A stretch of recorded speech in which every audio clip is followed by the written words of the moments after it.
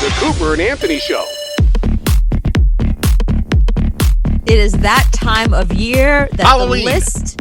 No, well, yeah, definitely Halloween. But it's that time of year that the best places to live in America list has come out. Mm-hmm. And so the criteria is this. They analyze about 1,000 small to mid-sized cities, and they look at safety, affordability, economic stability, outdoor, like, how much stuff you could do outdoor recreation kind of stuff, and the community engagement. Mm-hmm. Okay. And they're also this year looking at job opportunities because everybody's unemployed. No Michigan. Wrong. Michigan cannot be in that list. Wrong. Then throw the list away.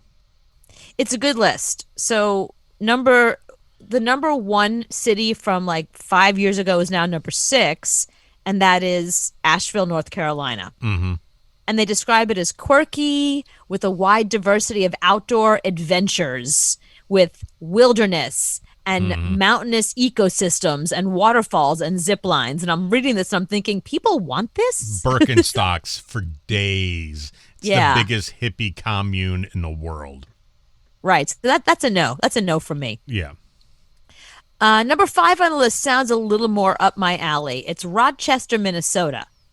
So if you know the Mayo Clinic, then you know Rochester, because Rochester, Minnesota is where the Mayo Clinic is. It's a great place for hypochondriacs. It's the best. And it's Because- cold. Yeah, that should be number 1 for me. So that's number 5 on the list. Mm-hmm. Number 4, this doesn't sound like a very good place. Portland, Maine. Here's why it's not for you. You can make fast friends and feel connected. That's the last thing you're looking for, is like more friends and more neighbors who are going to call you and ask you stuff. In Maine, it snows, I don't know, 11 months a year. Right. July is the only time where the snow melts, and then it gets cold again. And they all say, yeah. Yeah. And the whole sense of community thing. I was like, Anthony's going to hate this one. He wants to talk to nobody. This is one of these places, if you don't talk to people, they don't want you there. I can't. And when you talk to them, they go, yeah. Yeah. Yeah. All right, number 3 on the list is Madison, Wisconsin. The quote is, Madison is a town that defies definition. You betcha. betcha. All the cheeseheads. So you were wrong about Michigan. Michigan is number 2, but it's Ann Arbor. Ann Arbor, Michigan is number 2 of the top places, of the best places to live in this country right now. Here's why they say it's good. It's a hub for automotive technology and healthcare. You'll find smart, passionate people who are pushing the boundaries in everything from cybersecurity to craft beer.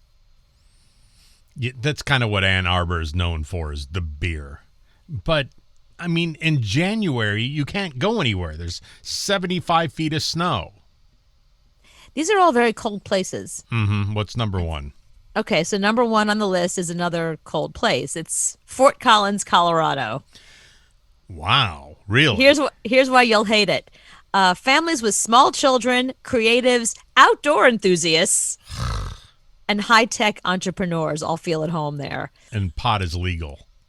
And pot is legal, right? And that's like, I guarantee Colorado is like Asheville on steroids when it comes to hippies. It's the cold version of Asheville. A cold version of Asheville with people that smoke pot nonstop. It's hipster central. There's no way in a million years you'd want to live there. See, that's what all of those towns have in common. They're all, except for Portland, Maine, all the rest of them are hipster central. Right. So if you're over the age of 40, you won't like any of those states. Under 35 and over 70, you can go live there. I love that there's nothing on this list in any of the big states. There's nowhere in New York. There's nowhere in California. Nothing in Connecticut. Nothing in Texas. Nothing south of the Mason-Dixon line.